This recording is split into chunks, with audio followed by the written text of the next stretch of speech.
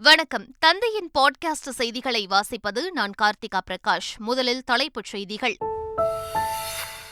வங்கக்கடலில் நாளை மறுநாள் புயல் உருவாகும் என வானிலை ஆய்வு மையம் அறிவிப்பு. தமிழகம், புதுச்சேரியில் வருகின்ற 4ஆம் தேதி வரை மிக கனமழைக்கு வாய்ப்பு. சென்னையில் தேங்கியுள்ள மழைநீரை வெளியேற்ற அதிகாரிகளுக்கு முதலமைச்சர் மு.க.ஸ்டாலின் உத்தரவு. மழை வெள்ளம் குறித்து பொதுமக்கள் புகார்களை அளிப்பதற்காக தொலைபேசி எண்களும் அறிவிப்பு.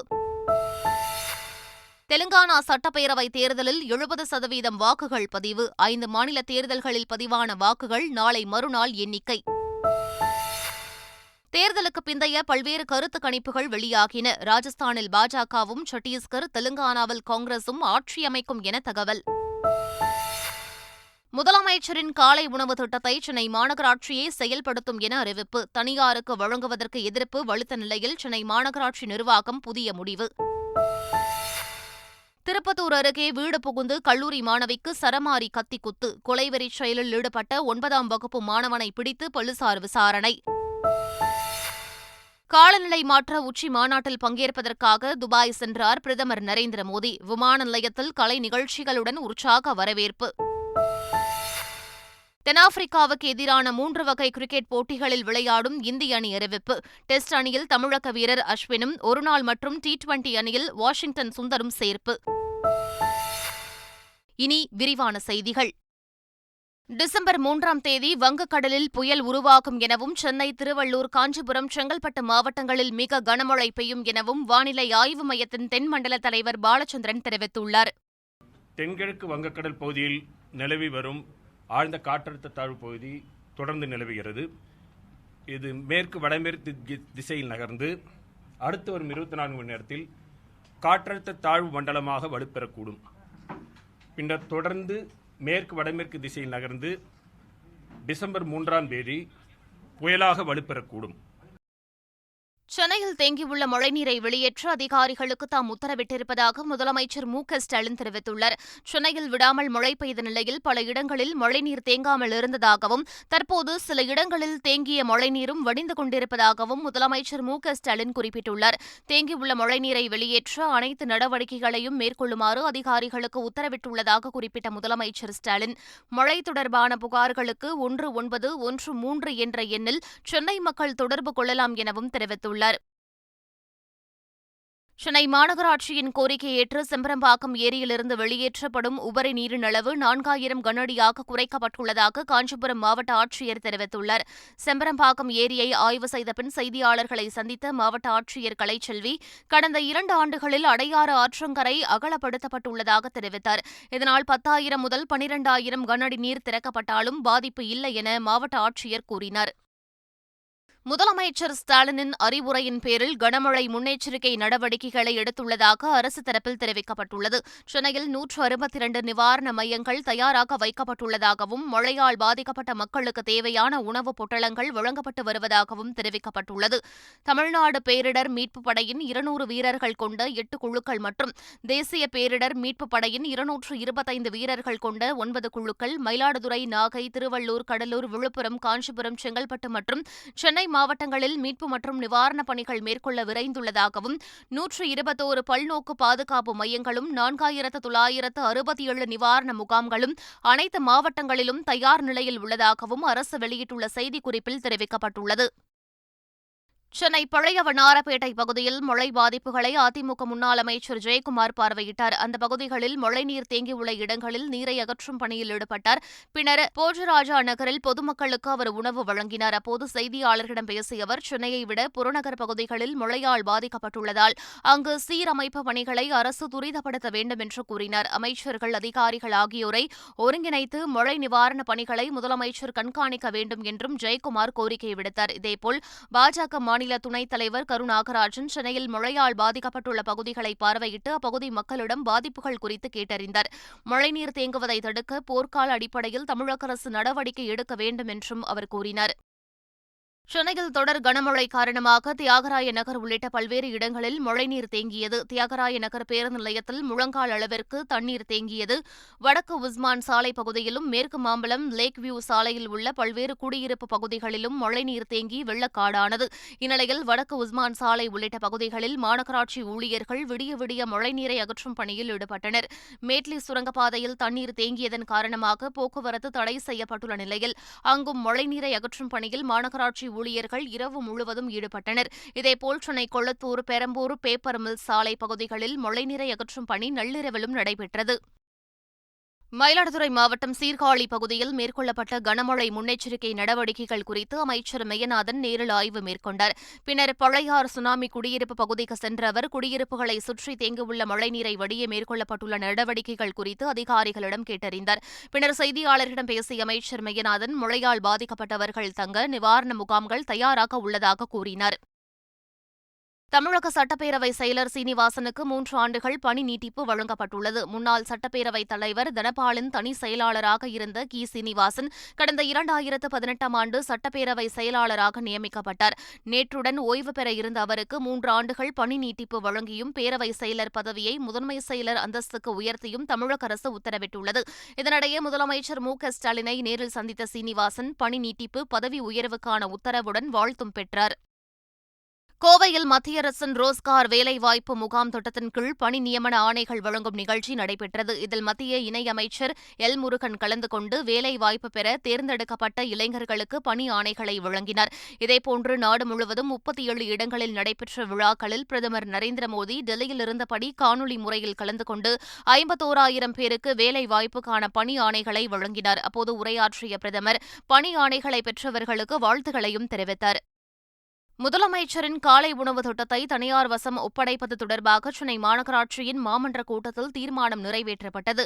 இதற்கு எதிர்ப்பு எழுந்துள்ள நிலையில் காலை உணவு திட்டத்தை சென்னை மாநகராட்சியே செயல்படுத்தும் என அறிவிக்கப்பட்டுள்ளது. இது தொடர்பாக சென்னை மாநகராட்சி நிர்வாகம் வெளியிட்டுள்ள செய்திக்குறிப்பில், ஒப்பந்த அடிப்படையில் காலை உணவை தரமாக தயாரித்து வழங்குவதற்கான நிலை ஏற்படுமாயின் அதற்கான உத்தேச மதிப்பீடு தயாரித்து மாநகராட்சியின் மன்றத்தில் ஒப்புதல் பெறப்பட்டதாக தெரிவிக்கப்பட்டுள்ளது. ஒப்பந்த அடிப்படையில் காலை உணவு தயாரிப்பதற்காக ஒப்பந்த புள்ளி ஏதும் தற்போது கோரப்படவில்லை எனவும் தெரிவித்துள்ள சென்னை மாநகராட்சி நிர்வாகம், காலை உணவு திட்டம் தொடர்ந்து சிறப்பாக மேற்கொள்ளப்படும் எனவும் தெரிவித்துள்ளது. ஆருத்ரா நிதி நிறுவன மோசடி வழக்கில் குற்றம் சாட்டப்பட்ட நடிகரும் பாஜக நிர்வாகியுமான ஆர். சுரேஷ் விசாரணைக்கு ஆஜராகாததால் அவருக்கு எதிராக பொருளாதார குற்ற தடுப்பு பிரிவு போலீசார் லுக் அவுட் நோட்டீஸ் பிறப்பித்தனர். இதனை திரும்பப் பெறக் கோரி ஆர். சுரேஷ் சார்பில் சென்னை உயர்நீதிமன்றத்தில் மனு தாக்கல் செய்யப்பட்டது. அதில் ஆருத்ரா மோசடிக்கும் தனக்கும் தொடர்பில்லை எனவும் மனைவி, குழந்தையை கவனித்துக் கொள்வதற்காக துபாயில் இருப்பதாகவும் குறிப்பிடப்பட்டது. இதை விசாரித்த உயர்நீதிமன்றம் ஆர். சுரேஷுக்கு எதிராக பிறப்பிக்கப்பட்ட லுக் அவுட் நோட்டீஸை நிறுத்தி வைத்து உத்தரவிட்டது.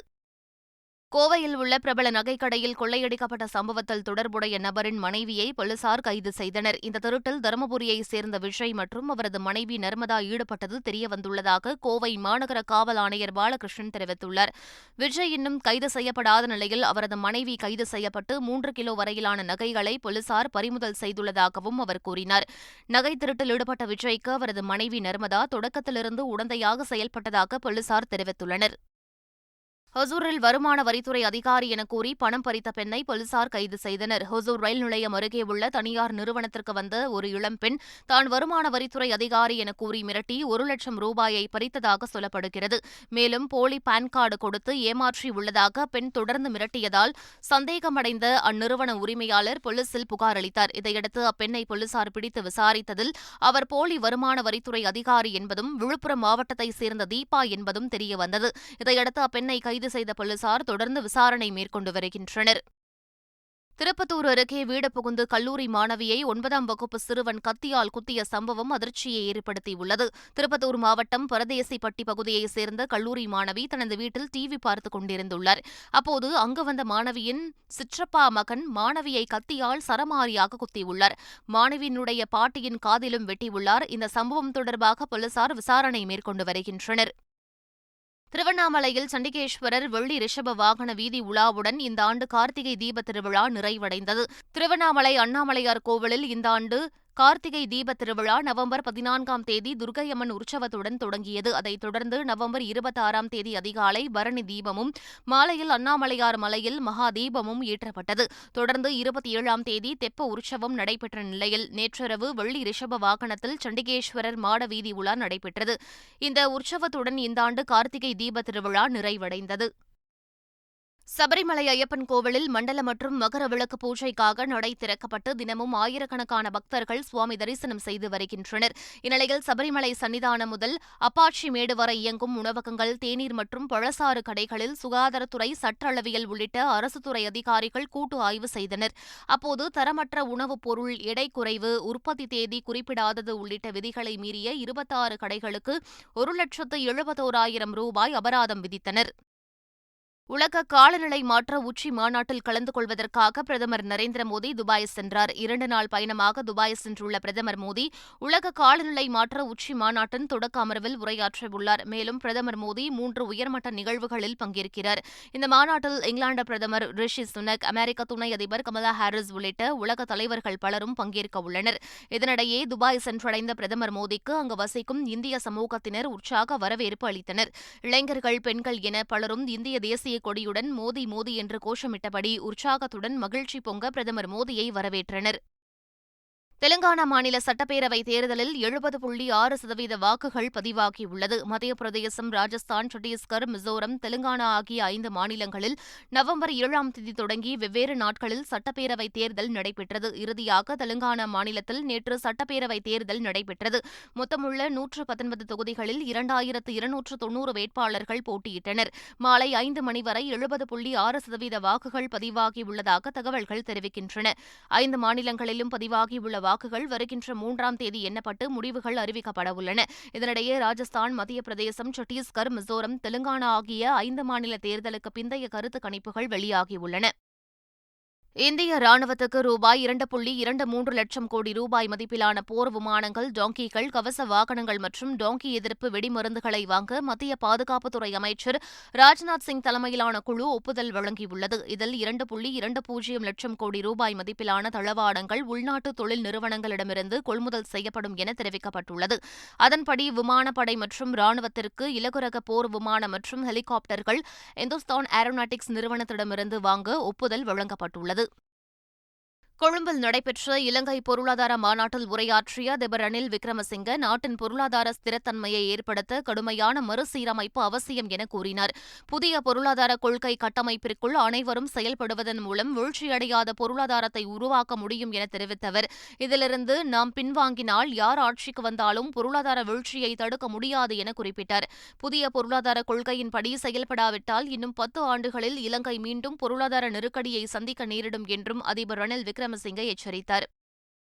உலகம் முழுவதும் கிறிஸ்துமஸ் கொண்டாட்டத்திற்கான ஏற்பாடுகள் களை கட்ட தொடங்கியுள்ளன. இதனையொட்டி அமெரிக்காவின் நியூயார்க் நகரின் மன்ஹாட்டன் பகுதியில் உள்ள ராக்பெல்லர் மையத்தில் வழக்கம் போல் பிரம்மாண்ட கிறிஸ்துமஸ் மரம் வைக்கப்பட்டுள்ளது. பல்லாயிரக்கணக்கான LED வண்ண விளக்குகளால் அலங்கரிக்கப்பட்ட அந்த கிறிஸ்துமஸ் மரத்தை ஏராளமானோர் உற்சாகத்துடன் கண்டு களித்தனர். கிறிஸ்துமஸ் பண்டிகையையொட்டி இத்தாலி நாட்டில் உள்ள மோன்சா நகரில் வில்லா ரியல் கார்டன்ஸ் என்ற நிறுவனம் பிளாட்ஸ் ஆஃப் லைட்ஸ் என்ற கண்காட்சிக்கு ஏற்பாடு செய்துள்ளது. பல வண்ண LED மற்றும் லேசர் விளக்குகளால் அலங்கரிக்கப்பட்டு தாவரவியல் பூங்காவில் நடைபெறும் அக்கண்காட்சிக்கு செல்லும் மக்கள் இயற்கை வெளியில் இரவில் மிளிரும் பல வண்ண விளக்கு அலங்காரங்களைக் கண்டு பிரமிப்பில் ஆழ்ந்து செல்கின்றனர். தென்னாப்பிரிக்காவுக்கு சுற்றுப்பயணம் மேற்கொள்ளவுள்ள இந்திய ஆடவர் கிரிக்கெட் அணி டிசம்பர் 10ஆம் தேதி முதல் 3 T20, 3 ஒருநாள் மற்றும் 2 டெஸ்ட் போட்டிகளில் விளையாடவுள்ளது. இந்நிலையில் இச்சுற்றுப்பயணத்திற்கான இந்திய அணியை இந்திய கிரிக்கெட் வாரியம் அறிவித்துள்ளது. ரோஹித் சர்மா தலைமையிலான டெஸ்ட் அணியில் ஸ்ரேயாஸ் ஐயர், ருத்துராஜ் கெய்க்வாட், முகேஷ் குமார், யஜஸ்வி ஜெய்ஸ்வால், பிரசித் கிருஷ்ணா உள்ளிட்டோரும் இடம்பெற்றுள்ளனர். ரஹானே, புஜாரா ஆகியோர் அணியில் இடம்பெறவில்லை. ஒருநாள் மற்றும் T20 அணிகளில் ரோஹித் சர்மாவும் விராட் கோலியும் இடம்பெறவில்லை. இருவரும் கேட்டுக் கொண்டதன் பேரில் ஓய்வு வழங்கப்பட்டுள்ளதாக இந்திய கிரிக்கெட் வாரியம் தெரிவித்துள்ளது. மீண்டும் தலைப்புச் செய்திகள். வங்கக்கடலில் நாளை மறுநாள் புயல் உருவாகும் என வானிலை ஆய்வு மையம் அறிவிப்பு. தமிழகம், புதுச்சேரியில் வருகின்ற 4ஆம் தேதி வரை மிக கனமழைக்கு வாய்ப்பு. சென்னையில் தேங்கியுள்ள மழைநீரை வெளியேற்ற அதிகாரிகளுக்கு முதலமைச்சர் மு.க.ஸ்டாலின் உத்தரவு. மழை வெள்ளம் குறித்து பொதுமக்கள் புகார்களை அளிப்பதற்காக தொலைபேசி எண்களும் அறிவிப்பு. தெலுங்கானா சட்டப்பேரவை தேர்தலில் 70% வாக்குகள் பதிவு. 5 மாநில தேர்தல்களில் பதிவான வாக்குகள் நாளை மறுநாள் எண்ணிக்கை. தேர்தலுக்கு பிந்தைய பல்வேறு கருத்து கணிப்புகள் வெளியாகின. ராஜஸ்தானில் பாஜகவும், சத்தீஸ்கர், தெலுங்கானாவில் காங்கிரசும் ஆட்சி அமைக்கும் என தகவல். முதலமைச்சரின் காலை உணவு திட்டத்தை சென்னை மாநகராட்சியே செயல்படுத்தும் என அறிவிப்பு. தனியாருக்கு வழங்குவதற்கு எதிர்ப்பு வலுத்த நிலையில் சென்னை மாநகராட்சி நிர்வாகம் புதிய முடிவு. திருப்பத்தூர் அருகே வீடு புகுந்து கல்லூரி மாணவிக்கு சரமாரி கத்திக்குத்து. கொலைவெறி செயலில் ஈடுபட்ட 9ஆம் வகுப்பு மாணவனை பிடித்து போலீசார் விசாரணை. காலநிலை மாற்ற உச்சி மாநாட்டில் பங்கேற்பதற்காக துபாய் சென்றார் பிரதமர் நரேந்திர மோடி. விமான நிலையத்தில் கலை நிகழ்ச்சிகளுடன் உற்சாக வரவேற்பு. தென்னாப்பிரிக்காவுக்கு எதிரான 3 வகை கிரிக்கெட் போட்டிகளில் விளையாடும் இந்திய அணி அறிவிப்பு. டெஸ்ட் அணியில் தமிழக வீரர் அஸ்வினும், ஒருநாள் மற்றும் T20 அணியில் வாஷிங்டன் சுந்தரும் சேர்ப்பு. இத்துடன் பாட்காஸ்ட் செய்திகள் நிறைவு பெறுகின்றன.